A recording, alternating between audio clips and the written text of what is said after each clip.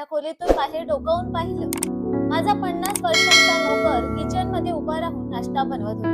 मी अस्वस्थपणे माझी बाजू बदलली. तो अगदी साधा माणूस होता. काम नेहमी मन लावून करत असे. काम पूर्ण होताच तो आपल्या क्वार्टरमध्ये निघून जायचा. पण माझं मन सतत त्याच्याकडे ओढलं जात होतं. मी फक्त 22 वर्षांची होते आणि दिसायला अत्यंत सुंदर आधुनिक मुलगी होती. घरात त्या नोकरासोबत मी एकटीच राहत होते. माझे कपडे नेहमी आधुनिक स्टाईलचे असायचे.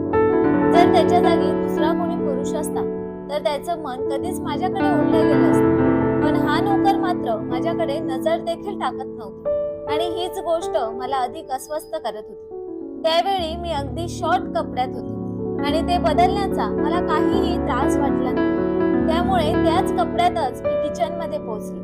जितकं मी त्याचं लक्ष वेधायचा प्रयत्न करत होते तितकाच तो मला दुर्लक्षित करायचा, नजर बाजूला करायचा. खरे तर त्या मोठ्या घरात त्याच्याशिवाय आणि माझ्याशिवाय कोणीच नव्हतं. माझी आई 10 वर्षांपूर्वी गेली होती आणि बाबा काही वर्षांपूर्वीच परदेशी गेले होते. जाताना त्यांनी या 50 वर्षाच्या नोकराला घर सांभाळण्यासाठी ठेवलं होतं. मी दिवसातून पूर्ण वेळ त्याच्यासोबत घरात एकटीच असायची.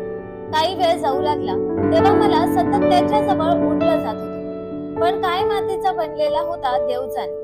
माझ्यासारख्या सुंदर कमी वयाच्या मुलीला एकटं पाहून देखील त्याचं मन विचलित होत नव्हतं. मी त्याला माझ्याकडे आकर्षित करण्यासाठी खूप प्रयत्न केले होते, परंतु प्रत्येक वेळी मला अपयशच मिळाले. आज पुन्हा एकदा मुद्दामून तसेच कपडे घालून मी त्याच्या समोर गेले आणि त्याला सांगितलं की मला लवकर नाश्ता बनवून दे.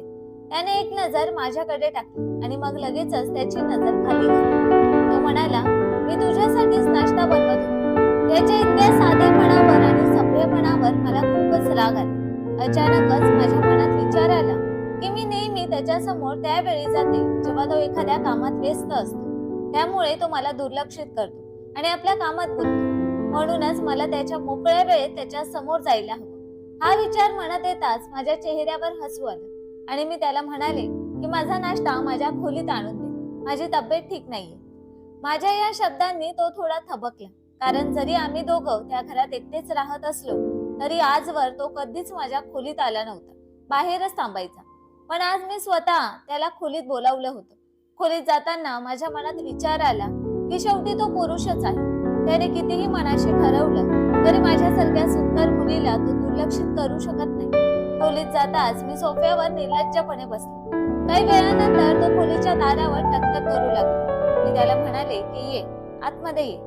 तो जरा घाबरतच खोलीत आला आणि नाश्ता माझ्या समोर ठेवून निघून जाऊ लागला. परंतु अचानक मी त्याला थांबवलं आणि म्हणाले की तुला काम करायला काही त्रास तर होत नाही ना? जर तू एकटाच काम करून थकतोस तर मी अजून काही नोकरांची व्यवस्था करू शकते. मी जाणून बुजून त्याच्याशी बोलण्यासाठी त्याला थांबवलं होतं, जेणेकरून त्याने माझ्याकडे पाहावं. परंतु तो हात जोडून नजर खाली घालून माझ्या समोर उभा राहिला आणि म्हणाला की माझं काम इतकं काही कठीण नाही. त्यामुळे या घरात अजून नोकर ठेवण्याची गरज नाही. तसंच तुमच्या वडिलांनी जाण्यापूर्वीच याबाबत मनाई केली होती. मी त्याच्या त्या बोलण्यावर थोडे आश्चर्यचकित झाले आणि म्हणाले की ही एक गोष्ट आहे जी मला अजूनही गोंधळात टाकते. तू माझा तो गोंधळ दूर करू शकतोस का? माझ्या प्रश्नावर तो प्रश्नार्थक नजरेने माझ्याकडे पाहू लागला. मी पुढे म्हणाले की माझ्या वडिलांनी मला नेहमी स्वतंत्र आयुष्य दिले आहे, परंतु इतक्या मोठ्या स्वातंत्र्याबद्दल मी विचारही करू शकत नाही. माझे वडील माझ्यासारख्या तरुण मुलीला एकटीलाच त्या घरात तुझ्या हवाली करून गेले आहे. त्यांना कोणत्याच नोकरावर विश्वास नव्हता. मग तुझ्यात अशी कोणती खास गोष्ट आहे की ज्यामुळे त्यांनी तुझ्यावर इतका विश्वास ठेवला आहे? माझ्या त्या प्रश्नावर तो काही वेळ शांत राहिला आणि मग घाबरत म्हणाला की तुमचे वडीलच तुम्हाला याबद्दल सांगू शकतात. माझं काम तुमची रक्षा करणं आणि घराची काळजी घेणं आहे आणि मी ते काम प्रामाणिकपणे करतो. जर तुम्हाला माझ्याबद्दल काही तक्रार असेल तर मला नक्की सांगा. हे सगळं बोलून तो जाण्याचा प्रयत्न करू लागला. तेव्हाच मी म्हणाले की माझ्या तुझ्याबद्दल खूप तक्रारी आहे. माझ्या त्यात बोलण्यावर तो थोडा तणावात आला. मी खूपच आडवळणाने वागत होते आणि प्रत्येक वेळेला त्याच्या वयाची कदर न करता त्याच्यावर रुबाब दाखवत होते. त्यामुळेच तो थोडा तणावात आला होता. त्याला वाटलं की मी त्याच्या कामामुळे नाराज आहे, पण मी काहीतरी वेगळाच विचार करत होते. तो जरा घाबरूनच विचारू लागला की काय तक्रार आहे? मी तर पूर्ण प्रयत्न करतो की तुम्हाला कोणत्याच गोष्टीची कमी जाणवू नये. त्यावर मी त्याला म्हणाले की मला रात्री या घरात एकटं असताना खूप भीती वाटते. माझी इच्छा आहे की मी माझ्यासोबत एखादा नोकर ठेवावा. आता मी एकटी या घरात राहू शकत नाही. तू काम करून क्वार्टर मध्ये निघून जातोस. माझ्या बोलण्यावर तो थोडा विचारात पडला. मी जाणून बुजून त्याला खूप वेळ माझ्या खोलीत थांबवून ठेवलं होतं. मला विश्वास होता की तो जास्त वेळ माझ्या शरीरापासून नजर चोरू शकणार नव्हता. नाश्ता माझ्या समोर तसाच ठेवलेला होता आणि माझं लक्ष फक्त त्याच्यावर होतं. काही क्षणच झाले होते की मी त्याच्याकडे पाहताना अचानक माझं लक्ष त्याच्या चेहऱ्यावरून खाली गेलं आणि मला जोरदार धक्का बसला. मी आश्चर्याने त्याच्याकडे पाहत राहिले. माझ्या तीव्र नजरेने तो अजूनच गोंधळला आणि विषय बदलण्याचा प्रयत्न करत म्हणाला की तुम्ही याबद्दल तुमच्या वडिलांशी बोलायला हवं. असं बोलून तो खोलीतून वेगाने निघून गेला, तर मी मात्र स्तब्ध बसून राहिले. तो पुरुष जसा बाहेरून दिसत होता तसा नव्हताच. मी विचारात पडले होते. मला खूप मोठा धक्का बसला होता आणि माझं डोकं त्या दृश्यातून बाहेर येतच नव्हतं. मी लाजेने आणि शरमेने अगदी जमिनीत गाडून गेल्यासारखी वाटत होती. त्या दिवसानंतर मी त्याच्यावर अधिक बारकाईने लक्ष ठेवू लागले. दुसऱ्या दिवशी मी त्याला पुन्हा खोलीत बोलवण्याचा प्रयत्न केला. तेव्हा त्याने ती गोष्ट टाळली आणि सांगू लागला की मला बाजारातून सामान आणायचं आहे, त्यामुळे तुम्ही नाश्ता इथेच करा. त्याच्या या उत्तराने मी थोडी आश्चर्यचकित झाले, पण का कोण जाणे. मी त्याच्यावर अजूनही हुकूम गाजवू शकत नव्हते. एके रात्री अचानक मला जाग आली. त्या नोकराचा विचार माझ्या मनात येताच मी अंथरुणावरून उठले आणि खोलीतून बाहेर आले. मी त्याच्या क्वार्टरकडे जाण्याचा निर्णय घेतला, कारण मला त्याचं आयुष्य कसं चालतंय हे जाणून घ्यायचं होतं. मला माहित होतं की तो क्वार्टरमध्ये एकटाच राहतो. मी त्याच्या क्वार्टरकडे जायला निघाले तेव्हा पाहिलं की तो गुपचूपपणे त्याच्या खोलीचा दरवाजा बंद करत होता. रात्री खूप उशीर झाला होता. त्यावेळी त्याला त्याच्या खोलीत आराम करायला हवं होतं, पण तो कुठेतरी जाणार होता. मी लपून त्याचा मागोवा घ्यायला सुरुवात केली. त्याने घरात येण्यासाठी पावलं वेगाने उचलली आणि तो दबक्या पावलांनी माझ्या खोलीकडे गेला. मी दचकलेच. त्याने हळूच माझ्या खोलीचा दरवाजा उघडला आणि आत गेला. माझं शरीर थरथरू लागलं. आता त्याला नक्कीच कळलं असेल की मी खोलीत नाही. मी घाबरलेले होते, म्हणून पटकन किचन मध्ये गेले आणि लाईट लावून पाण्याचं जग भरू लागले. माझ्या अंदाजानुसार काही वेळानंतर तो मला शोधत किचन मध्ये आला. त्याने मला पाहिलं आणि दीर्घ श्वास घेत म्हणाला की तुम्ही इथे काय करताय? तुम्ही खोलीत दिसला नाही, त्यामुळे मला खूप टेन्शन आलं होतं. मी त्याच्याकडे आश्चर्याने पाहिलं आणि विचारलं की तू माझ्या खोलीत का गेलास? माझ्या या प्रश्नावर तो थोडा घाबरला. त्याला अचानक लक्षात आलं की तो काय बोलला आहे. मग घाबरून बोलू लागला, मी तर पाण्याबद्दल विचारायला आलो होतो.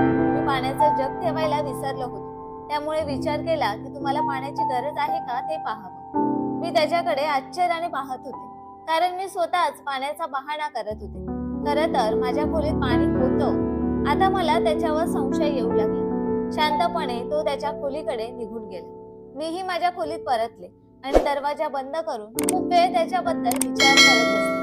आधी मी त्याला नेहमी शांतपणे घराचं काम करताना पाहिलं होतं. तो कधीच माझ्या खोलीत आला नव्हता. मी माझ्या खोलीची साफसफाई ही स्वतःच करायची. इतका संयमी वाटणारा माणूस रात्रीच्या वेळी माझ्या खोलीत का गेला होता? मला त्याचं लक्ष हवं होतं. परंतु यावेळी मी थोडी तणावात आले होते. रात्र जवळजवळ त्याच विचारांमध्ये गेली. दुसऱ्या दिवशी सकाळी मी त्याच्यावर बारकाईने लक्ष ठेवत होते. आता तो मला एक खूपच संशयास्पद व्यक्ती वाटत होता. आजही तो माझ्या समोर नेहमीप्रमाणे नजर खाली घालून शांतपणे आणि संयमाने बोलत होता. जेवण दिल्यानंतर त्याने घरातलं काम पूर्ण केलं आणि पुन्हा आपल्या खोलीत निघून गेला. दुसऱ्या दिवशी मी अंथरुणात कूस बदलत राहिले. मी ठरवलं होतं की यावेळी तो जर माझ्या खोलीत आला तर मी त्याला प्रश्न विचारेन, जेणेकरून त्याला कळेल की मला त्याचं खरं रूप समजलं आहे. तो रात्री मला झोपलेली पाहून काय करायला येत होता. मी हाच विचार करत होते की तेवढ्यात मला माझ्या खोलीच्या दाराजवळ पावलांची चाहूल ऐकू आली. मी लगेचच झोपल्याचा अभिनय करू लागले. काही वेळानंतर दरवाजा हळूच उघडला आणि तो नोकर माझ्या खोलीत आला. झोपल्याचं नाटक करताना मी आतल्या आत खूप घाबरले होते. खरं तर मी एक चारित्र्यहीन किंवा असंस्कारी मुलगी नव्हते. मला त्या नोकरात काहीतरी विशेष आकर्षण वाटत होते. त्यामुळेच त्याचं माझ्याकडे लक्ष जावं यासाठी मी प्रयत्न करत होते. पण मी कधीच विचार केला नव्हता की तो माझ्या इज्जतीवर हात टाकेल किंवा एकटेपणाचा फायदा उचलेल. आता मी खोलीत एकटीच होते आणि त्याला माझ्या अंथरुणाकडे येताना पाहून भीतीने थरथरत होते. मला माझ्या वडिलांबद्दल वाईट वाटत होतं, ज्यांनी आपल्या तरुण मुलीला एका पुरुषाच्या हवाली केलं होतं आणि त्याच्यावर एवढा विश्वास ठेवला होता की त्यांनी घरात दुसरा कोणी नोकर ठेवण्याचंही धाडस केलं नव्हतं. तो नोकर माझ्या बेड जवळ आला आणि काही क्षण तिथेच थांबला. माझं हृदय भीतीने जोरजोरात धडधडत होतं, परंतु त्यानंतर त्याचं पुढचं वागणं बघून मला जोरदार धक्का बसला. काही वेळ तिथे थांबल्यानंतर तो काही न करताच तिथून निघून गेला. मी शांतपणे अंथरुणात पडून राहिले, तरी मनातले विचार थांबत नव्हते. दुसऱ्या दिवशी सकाळी उठल्यानंतरही माझ्या डोक्यात फक्त तोच विचार सुरू होता. त्या नोकराने मला जेवणासाठी बोलावलं तेव्हा मी एकदमच दचकले आणि घाबरून त्याच्याकडे पाहू लागले. माझ्या त्या वागण्यावर तोही आश्चर्याने माझ्याकडे पाहू लागला. मी लगेचच म्हणाले की माझी अजून भूक नाहीये, तू आज जेवण ठेवून जा, मी थोड्या वेळाने खाईन. असं बोलून मी धावतच माझ्या खोलीत गेले आणि दरवाजा बंद केला. आधीसारखं त्या पुरुषाच्या उपस्थितीत मी आता सहज राहू शकत नव्हते. सारखं त्याचं विचित्र वागणं माझ्या मनात घर करत होतं. दुसऱ्या रात्री पुन्हा एकदा तो नोकर माझ्या खोलीत आला आणि माझ्या बेड जवळ येऊन थांबला. मी झोपल्याचं नाटक करत राहिले, पण मनातल्या भीतीनं धडधडत होते. खरं तर मला त्याला प्रश्न विचारायला पाहिजे होतं की तो रात्रभर इथे काय करत असतो, पण काही केला मी प्रश्न विचारू शकले नाही. आधी ज्या छोट्या छोट्या गोष्टींवर मी त्याच्यावर हक्क गाजवत होते त्याला खूप काही बोलायचे, पण आता सगळं पाहूनही त्याला काही विचारू शकत नव्हते. रोजचं हेच सुरू होतं. वडिलांचा फोन आला की मी सगळं ठीक आहे असं सांगायचे. दिवसेंदिवस माझं टेन्शन वाढत चाललं होतं. एके रात्री त्याने खोलीत थांबल्यानंतर जेव्हा तो बाहेर जाऊ लागला तेव्हा मी दबक्या पावलांनी त्याच्या मागे गेले. त्याने घरातून बाहेर पाऊल टाकलं आणि आपल्या खोलीकडे न जाता दुसऱ्या गेटकडे निघाला. हे पाहून मी स्तब्ध झाले. या रात्रीच्या वेळेस तो कुठे जात होता? रात्रभर त्याची वाट पाहत बसले, पण तो परत आला नाही. झोप तर डोळ्यांवरून दूरच होते. त्याचं विचित्र वागणं पाहून अजूनच घाबरायला झाले. मी तिथेच बाहेर सोप्यावर बसून त्याची वाट पाहत राहिले. सकाळी 6 वाजले तेव्हा दार उघडल्याचा आवाज झाला. मी दचकून उठले आणि पाहिलं तर तो नोकर घरात येत होता. त्याच्या कपड्यांवर रक्ताचे डाग होते आणि तो खूपच थकलेला दिसत होता. तो हळूहळू पावलं टाकत आपल्या खोलीकडे निघाला आणि मी मात्र विचारात गुंतून गेले की तो रात्री कुठे जात होता, त्याच्या कपड्यांवर रक्त कसं आलं, तो कसा व्यक्ती आहे हे मला कळतच नव्हतं. मला खरं काय घडतंय हे जाणून घ्यायचं होतं, पण त्याला विचारण्याची हिंमत होत नव्हती. त्याच्या वागणुकीने मला सतत घाबरवलं होतं. आधी तो मला एक साधा नोकर वाटायचा, पण आता रोज रात्री तो असं विचित्र वागत होता. पहिल्यांदा तो माझ्या खोलीत यायचा आणि मग निघून जायचा.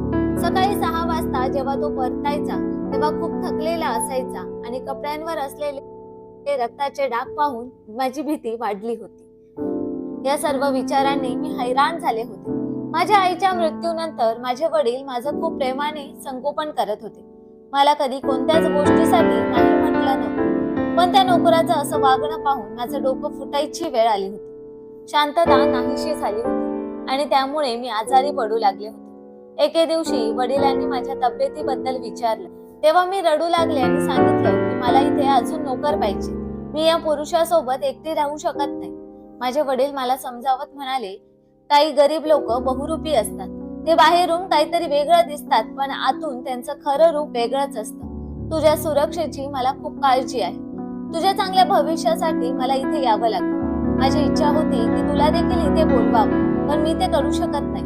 आता मी कोणत्याही अनोळखी माणसावर विश्वास ठेवू शकत नाही. तुझ्यासोबत फक्त तोच नोकर आहे. मी माझ्या वडिलांच्या या विचारांवर चकित झाले. कळत नव्हतं ते त्या नोकरावर इतका आंधळा विश्वास का ठेवत होते. मी वडिलांना म्हणाले की तुम्ही बरोबर म्हणताय की समाजाचे 2 रूप असतात. लोक चेहरे बदलून आपल्यासारख्यांना वेड्यात काढतात. मी देखील म्हणूनच त्या नोकराला घाबरू लागले. असं देखील होऊ शकतं ना की हा नोकर तितका चांगला नाही जितका तुम्हाला वाटतं. माझ्या त्या बोलण्यावर वडील म्हणाले की मी त्याच्यावर डोळे बंद करून विश्वास ठेवतो. त्याच्याबद्दल कोण काही उलटसुलट सांगितलं तरी मी मानणार नाही, कारण तो तुझ्यासोबत काही चुकीचं करू शकत नाही. मला त्याच्यावर पूर्ण विश्वास आहे. वडिलांच्या या विश्वासामुळे मी आश्चर्यचकित झाले. मला समजलं की वडील माझ्या बोलण्यावर विश्वास ठेवणार नाही, तरी मला त्यांना सत्य सांगायचं होतं. त्या दिवशी मी वडिलांना खरं सांगण्याचं ठरवलं, परंतु विचारांमध्ये गुरफटून मी तणावात राहत होते. तो नोकर अजूनही तसंच वागत होता. आरामात घरात इकडे तिकडे फिरायचा आणि त्याच्या मर्जीने जेव्हा हवं तेव्हा घरातून बाहेर जायचा, त्याच्या मर्जीने परतायचा. मला आता त्याची खूप भीती वाटू लागली होती. मी वडिलांना अनेकदा संकेत देऊन सांगण्याचा प्रयत्न केला, पण त्यांना त्याबद्दल ऐकायचं नव्हतं. एके दिवशी मी टेन्शन मध्ये वडिलांना सांगितलं की तुम्हाला तुमच्या मुलीवर विश्वास ठेवायला पाहिजे. मला माहित आहे की हा नोकर तसा नाही जसा तुम्हाला वाटतं. लपून छपून तो काहीतरी विचित्र करत असतो. वडील जरा दचकूनच म्हणाले, का बाळ, तो काय करतो ज्यामुळे तुला त्याची भीती वाटते? मी काही सांगणार इतक्यात त्या नोकराने माझ्या समोर चहा ठेवला आणि रागाने माझ्याकडे पाहू लागला. मी घाबरून काहीतरी कारण काढून फोन ठेवला. तो म्हणाला, तुमच्या वडिलांना उलट सुलट सांगून टेन्शन देऊ नका. तुम्ही माझ्याशी थेट बोलू शकता. तुमच्या मनात माझ्याबद्दल असं काय आहे ज्यामुळे तुम्हाला भीती वाटते? मी कधीही तुमच्याशी चुकीचं वागलो नाही. तो खूप शांतपणे बोलत होता, पण मला कळलं की तो मला धमकावत होता. मी शांतपणे मान खाली घातली आणि म्हणाले की माझी तुझ्यावर काही शंका नाही, फक्त एकटेपणामुळे आणि भीतीमुळे घाबरले आहे. म्हणून मला अजून काही नोकर ठेवायला सांगावं लागेल. तो म्हणाला, टेन्शन घेऊ नका, मी तुम्हाला अजिबात घाबरवणार नाही. मी पुन्हा एकदा शांतपणे होकारार्थी मान हलवली. माझी इच्छा होती की हे सगळं माझ्या वडिलांना सांगावं, पण आता मला नेहमी सावध राहावं लागत होतं. त्या फोन नंतर तो नोकर माझ्यावर लक्ष ठेवायला लागला. आधी काम झालं की तो त्याच्या खोलीत जायचा, पण आता दिवसभर माझ्या आसपासच फिरायचा. रात्री माझ्या झोपण्यापूर्वी तो खोलीच्या बाहेर यायचा आणि डोकावून जायचा. त्यामुळे माझी भीती वाढली होती. मी आतल्या आत खूप घाबरले होते. माझी अवस्था पाहून एके दिवशी वडिलांनी मला आनंदाची बातमी दिली की ते पुन्हा भारतात परत येत आहेत. मी हे ऐकून खूप आनंदी झाले. माझी इच्छा होती की जेव्हा माझे वडील घरी येतील तेव्हा मी त्यांच्या समोर बसून त्यांना सगळं खरं खरं सांगेन. आणि यावेळी मी ठरवलं होतं की मी त्यांना भारतातच ठेवेन. आता मी अजून एकटी राहू शकत नव्हते. त्या नोकराबद्दलची माझी उत्सुकता देखील संपली होती. मी त्या दिवसांमध्ये थोडी सुकावले होते, पण मला जाणवत होतं की माझे वडील परत येणार आहेत. हे ऐकून तो नोकर खूपच तणावात होता. काही दिवसांनी माझे वडील घरी आले. तो नोकर पुन्हा त्याच्या जुन्या रुटीनवर आला. काम होताच घरातून निघून जायचं. त्यामुळे मी वडिलांसोबत एकटीच असायची. माझ्या वडिलांनी मला पाहून चिंता व्यक्त केली आणि म्हणाले की तू खूपच अशक्त झाली आहेस. तुला काय टेन्शन आहे? या घरात मी तुला प्रत्येक सोय दिली आहे आणि नोकराने मला नेहमी सांगितलं की त्याने तुझी खूप काळजी घेतली आहे. त्याच्यावर मला काही शंका नाही. मग असं काय झालं आहे की तू इतकी अशक्त झाली आहेस? माझ्या वडिलांच्या या बोलण्यावर मी आश्चर्याने पाहिलं. त्यांना अजूनही विश्वास होता की तो नोकर चांगला आहे. मी म्हणाले, माझं टेन्शन हाच नोकर आहे. मी त्याच्यासोबत शांत राहू शकत नाही. तो मला टेन्शन मध्ये आणतो आणि रात्री घाबरवतो. माझे वडील मला आश्चर्याने पाहू लागले आणि म्हणाले की बेटा, काहीही चुकीचं बोलू नकोस. मला माहित आहे की तो तसा नाही. यावर मी त्यांना उत्तर दिलं की तो खूप विचित्र वागत असतो. तो रोज रात्री माझ्या खोलीत येतो जेव्हा मी झोपलेली असते. माझ्या त्या बोलण्याने वडिलांना मोठा धक्का बसला. मी रडू लागले आणि माझ्या मनातलं सर्व उलट सुलट सांगू लागले. मला कसंही करून वडिलांना या नोकरापासून दूर ठेवायचं होतं, कारण तो चांगला माणूस नव्हता. हे खरं होतं की तो रोज रात्री माझ्या खोलीत यायचा आणि माझी अवस्था अशी होती की ना मी त्याला अडवू शकत होते ना कुणाला सांगू शकत होते. आणि तो इतका निर्धास्त होता की त्याला वाटायचं की मला काहीच माहित नाही. खरं तर मला त्याचा खरा चेहरा समजला होता. माझ्या बोलण्यामुळे वडिलांना